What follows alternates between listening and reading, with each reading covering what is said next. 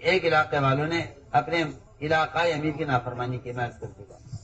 تو میرے دوست عزیزو، یہ تھی بات، یہ اللہ تعالیٰ کی طرف سے یہ آزمائش ہوتی ہے، اللہ آزما کر دیکھتے ہیں کہ اطاعت پر پورے اترنے والے ہیں یا نہیں۔ اس لیے ہم نے مثالیں عرض کی ہیں کہ احکام آئیں گے اللہ کی طرف سے، اللہ کی طرف سے احکام آئیں گے، حیثیت کے خلاف، جذبے کے خلاف، معمول کے خلاف، کوشش کے خلاف، حالات کے خلاف، ماحول کے خلاف، عادت کے خلاف۔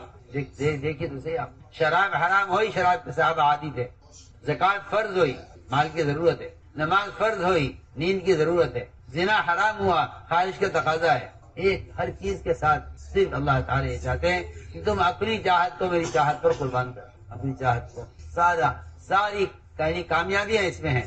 اترکما ارید لما ترید، اے اللہ میں تیری چاہت کے لیے اپنی چاہت کو قربان کرتا ہوں۔ میرے بزرگ دوستو جو حال کے امر کا پورا کرنا، بس سارے دین کا یہ خلاصہ ہے، سارے دین کا یہ خلاصہ۔ وما ارسلنا من رسول الا لیطاع باذن اللہ، کہ اللہ کے رسول بھیجے جاتے ہیں صرف اس لیے تاکہ اللہ کے حکم سے ان کی بات کو مانا جائے اور اطاعت کی جائے۔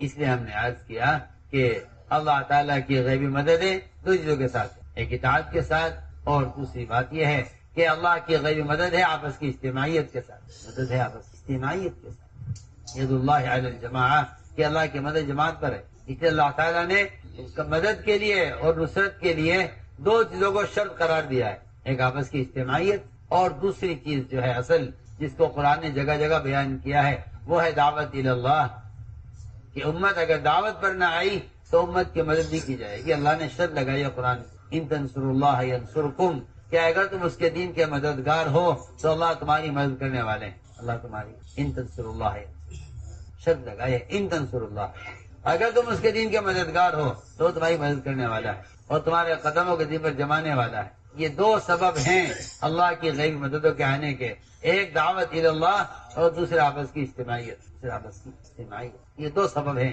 اللہ کی غیبی مددوں کے آنے کے۔ اس لیے اگر غور کریں سیرت میں تو سب سے زیادہ غیبی نصرتیں وہ انفرادی دعوت پر ہے، غیبی نصرتیں انفرادی دعوت، غیبی مددیں ساری انفرادی دعوت پر ہے۔ آپ صلی اللہ علیہ وسلم آپ سفر ہجرت میں تھے، آپ نے ڈاکوں کو دعوت دی، دونوں ڈاکو بجائے اس کے نعوذ باللہ آپ پر حملہ کرتے، آپ کو لوٹتے، دونوں کے توبہ کی، دونوں اسلام میں داخل ہوئے۔ آپ نے سفر میں ایک دیہاتی کو دعوت دی، اس نے آپ سے گواہ طلب کیا کہ آپ کی رسالت پر، اللہ کی توحید پر کون گواہ ہے؟ فرمایا درخت گواہی دے گا، درخت کھڑا ہوا ہے صاحب، درخت چلتا ہوا آیا، اس نے آ کر 3 مرتبہ گواہی دی۔ یہ غیبی نصرتیں ہیں کہ جس سے باطل یا حق کو قبول کر لیتا ہے یا باطل راستے سے ہٹ جاتا ہے، باطل راستے سے ہٹ جاتا ہے۔ اللہ تعالیٰ کا یہ دستور ہے، یہ اللہ کا دستور ہے۔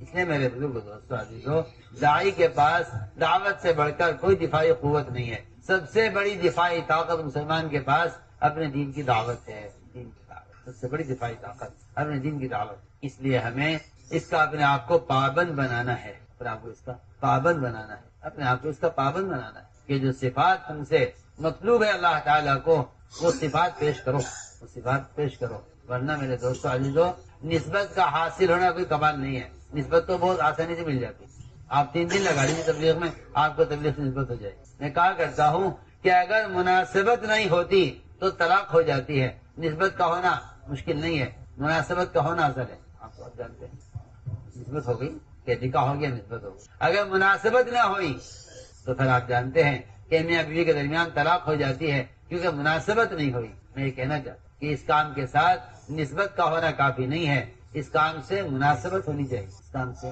مناسبت ہونی چاہیے، نسبت نہیں، مناسبت، اس کام سے مناسبت ہونی چاہیے۔ یہ پوچھا گیا حضرت سے کہ حضرت استقامت کیا ہے؟ فرمایا کہ اس کام کا کرنے والا کام کے میدان میں مرے، یہ استقامت ہے، کام کے میدان میں مرے استقامت۔ اس لیے میرا عزیز دوستو، حال کے امر کو میں شروع سے عرض کر رہا ہوں، اس میں سے ایک حال کا امر یہ ہے کہ تمہیں اس راستے میں جب بھی نکلنے کے لیے کہا جائے نکل جاؤ، جب نکلنے کے لیے کہا جائے اذا استنفرتم فانفروا، یہ بات سب کے ذہن میں رہے کہ اللہ کے راستے میں نکلنا اللہ کے امر کی وجہ سے ہے، اللہ کے امر کی وجہ سے، حکم ہے اللہ کا، بس اس راستے میں نکلنا اللہ کے امر کی وجہ سے ہے، اور دعوت دینا اللہ کے امر کی وجہ سے ہے۔ جیسے نماز پڑھنا اللہ کا امر ہے اور نہ پڑھنے پر عذاب ہے، اس طرح اللہ کے راستے میں نکلنا اللہ کا امر ہے اور نہ نکلنے پر عذاب ہے، نہ نکلنے پر۔ اس کو تو آج اللہ مجھے معاف فرمائے، اچھے پڑھے لکھے بھی اس بات کو آج کل جانتے نہیں، الا تنفروا يعذبكم عذابا علیما، نہیں نکلو گے تو اللہ تمہیں عذاب دیں گے۔ ہمارے ایسا کا ملفوظ چھپا ہوا ہے کہ اس راستے میں نکلنے میں کوتاہی کرنا اللہ کے عذاب کو واجب کر دیتا ہے۔ اس راستے میں نکلنے میں کوتاہی کرنا اللہ کے عذاب کو واجب کر دیتا ہے۔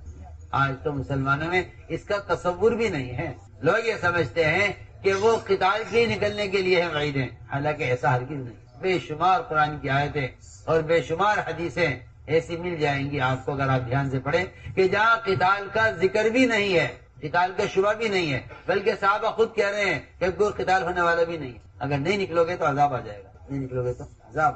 عذاب صرف قتال چھوڑنے سے نہیں آتا، بلکہ عذاب دعوت کے چھوڑنے سے آتا ہے۔ عذاب ہاں سنو تو کیا، عذاب دعوت کے چھوڑنے پر آتا ہے۔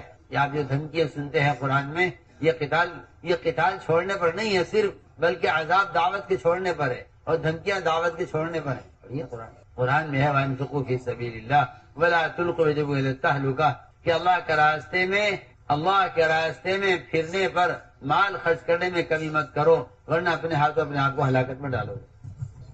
یہ آیت جب نازل ہوئی جب صحابہ کرام نے کچھ عرصے کے لیے مدینے میں رہنے طے کیا تھا، مقامی کام کے ساتھ، کچھ کاروبار، کچھ تجارت، کچھ اپنے ذاتی کام دیکھنے کے لیے، اس پر آیت نازل ہوئی۔ صحابہ خود فرماتے ہیں اس آیت کے نازل ہونے کے وقت صحابہ خود فرماتے ہیں کہ اب کوئی قتال بھی ہونے والا نہیں ہے، یہ نکلنا ضروری ہے، کیونکہ نکلنا اللہ کے بندوں تک اللہ کے دین کے پیغام کو خود پہنچانا یہ اللہ کا حکم ہے، یہ اللہ کا حکم ہے۔ اس حکم میں کوتاہی کرنا یہ اللہ کے عذاب کو واجب کر دیتا ہے۔ اس لیے میرے دوستو اس کام کو اللہ کا امر سمجھ کر کرو، اس کام کو اللہ کا امر سمجھ کر کرو، یہ کام اللہ کا امر ہے۔ اور نکلنا اور پھرنا یہ تو دعوت کا قوام ہے، نفر کے بغیر تو تبلیغ کا کوئی تصور ہی نہیں ہے، نفر کے بغیر تبلیغ کا کوئی تصور نہیں ہے۔ میں آپ سے اللہ کی قسم کھا کر کہہ سکتا ہوں کہ اگر آپ نقل و حرکت کے بغیر اسلام پھیلانا چاہتے ہیں تو پھر آپ اسلام پھیلائیں گے آلات کے ذریعے، کتابوں کے ذریعے، اخبار رسائل کے ذریعے، یہ کسی نبی کا طریقہ نہیں، کسی نبی کا۔ بلغ ما انزل من ربک، آپ خود پہنچائیے۔ ان لم تفعل فما بلغت رسالتہ، اگر آپ نے خود نہیں پہنچایا تو آپ نے رسالت ادا نہیں کیا۔ پڑھیے آپ نے فرمایا میں اس راستے میں نکلوں قتل کیا جاؤں، پھر زندہ کیا جاؤں، پھر نکلوں پھر قتل کیا جاؤں، پھر زندہ کیا جاؤں، پھر نکلوں پھر قتل کیا جاؤں۔ پڑھیے اس لیے میں آج کرنا چاہتا ہوں کہ نقل و حرکت اور خروج اس کے علاوہ اور کوئی ذریعہ امت تک دین کے پہنچانے کا نہیں ہے، اس لیے کہ اللہ نے انسان کے علاوہ کسی اور چیز کو ذریعہ ہدایت نہیں بنایا، اللہ نے بنایا ہی نہیں، آپ کیسے بنا لیں گے؟ اللہ نے انسان کے علاوہ کسی مخلوق کو ہدایت کا ذریعہ نہیں بنایا۔ یہ آپ کی حماقت اور جہالت ہے کہ آپ باطل آلات اور ذرائع کو دین کے پھیلنے کا ذریعہ سمجھتے ہیں، یہ آپ کا غلط خیال ہے۔ اللہ نے ہدایت کے پھیلنے کا ذریعہ صرف انسان کو بنایا، صرف آدم علیہ السلام سے لے کر محمد صلی اللہ علیہ وسلم تک سارا سلسلہ امت کو ہدایت پر لانے کے لیے یہ پورا سلسلہ آپ نے بشریت میں رکھا ہے، انسان میں رکھا ہے صرف۔ اس لیے میں تاکید سے عرض کرتا کہ خروج اور نفر یہ اس کام کا قوام ہے، سارا کام کا مدار ہی خروج پر ہے۔ اگر نفر نہیں ہے تو کوئی دعوت نہیں، کوئی تبلیغ نہیں، کچھ نہیں۔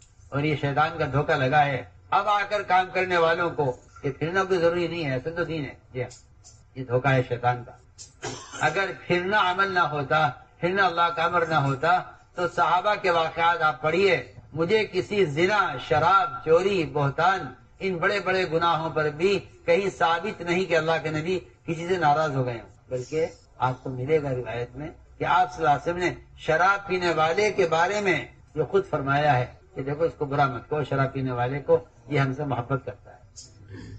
شراب پینے والے آپ فرما رہے ہیں، کہیں ثابت نہیں ہے، کہیں ثابت نہیں ہے نہ قرآن نہ حدیث میں کہ کسی کبیرہ گناہ کرنے والے سے اللہ کے رسول ناراض ہوئے ہوں، کہیں ثابت نہیں، سوائے ایک گناہ کے کہ جن صحابہ نے اللہ کے راستے میں نکلنے میں دیر کی، ان صاحب ناراض ہوئے، جو انہیں اس وقت کا حکم ڈال دیا، ان سے ناراضگی 50 رات ناراضگی چلی ہے۔ کعب نے مالک ان کے دونوں ساتھی کتنی 50 رات ناراضگی سے، سلام کلام بند، بالکل پورے مدینہ بیکاٹ کیا ہے ان کا۔ کہیں ثابت کر دو کہ مدینے میں کسی زنا کرنے والے سے صاحب نے بول چال بند کر دی ہو، شراب پینے والے سے ثابت، شراب پینے والے سے کہا کے بارے میں کہا ہے اسی سے ہم سے محبت، اور زنا کرنے والے کو دیکھ کے فرمایا میں دیکھ رہا ہوں کہ یہ زنا کرنے والا اس کو رجم کیا گیا ہے، یہ جنت کی نہروں میں غوطے کھا رہا ہے. بڑھیا. اگر ملی ہے ناراضگی کہیں محمد صلی اللہ علیہ وسلم کے صحابہ کے درمیان اور کئی بائیکاٹ ملا ہے صحابہ کا آپ نے کیا ہے تو وہ صرف اللہ کے راستے میں نکلنے میں دیر کرنے کا. اس سے بڑا کوئی اور سبب اللہ کی ناراضگی کا نہیں. اس لیے میرے دوستو عزیزو اس کو اللہ کا امر سمجھ کر نہیں کہ اللہ کا حکم ہے مسئلے کا. اس علماء نے لکھا ہے کہ انفرادی دعوت دینا ہر مسلمان کے ذمہ فرض عین ہے کیونکہ اس کے پاس اس کی اپنی دفاعی قوت ہے. اس کے پاس دفاعی قوت اور دفاعی قوت ہر مسلمان ہر انسان استعمال کرتا ہے اپنی چیز کی حفاظت کے لیے. آپ جانتے ہیں رات کو اگر آدمی نکلے تو ڈنڈا لے کے نکلتا ہے. کتا نہ آ جائے کوئی سانپ نہ آ جائے. ہاں دفاعی طاقت ہر آدمی اپنی حفاظت کے لیے اپنے پاس دفاعی طاقت کا انتظام رکھتا ہے نا. آپ رات کو ٹہلنے کے لیے نکلے تو آپ ہاتھ میں ڈنڈا لے کے نکلتے. کوئی کتا نہ آ جائے کوئی زہریلا جانور نہ آ جائے. ہاں پھر اس سے اندازہ کر لیجئے کہ ایک آدمی اپنی جان و مال کی حفاظت کے لیے جب دفاعی طاقت رکھتا ہے انتظام رکھتا ہے تو اپنے دین کی حفاظت کے لیے اس کے پاس اپنی دفاعی قوت کتنی ضروری ہے وہ دعوت. اس لیے میرے دوستو یہ عزم کرو کہ انشاءاللہ ہمیں اس کام کو کام بنا کر کرنا اور اپنے اندر یہ صفات پیدا کرنی ہے. اس کے لیے ارادے فرماؤ قدم. جو علماء سال کے لیے آئے سال پیش کریں.